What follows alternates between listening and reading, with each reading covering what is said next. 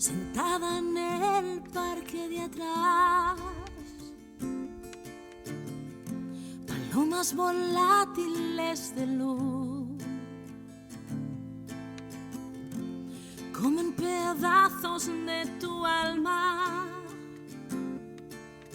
que se desprenden de ti al andar.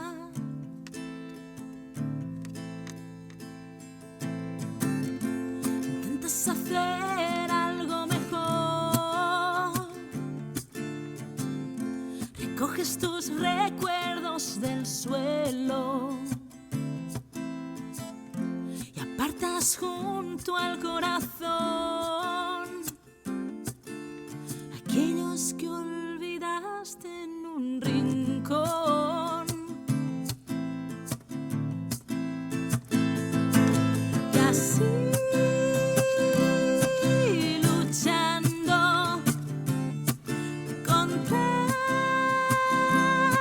mareas de ojos hambrientos, sombras que tragar,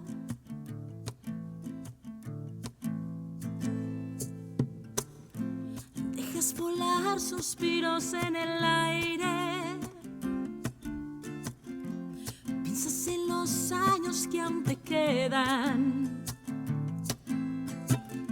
decides no pasar más tiempo a solas y acabar tus días entre olas.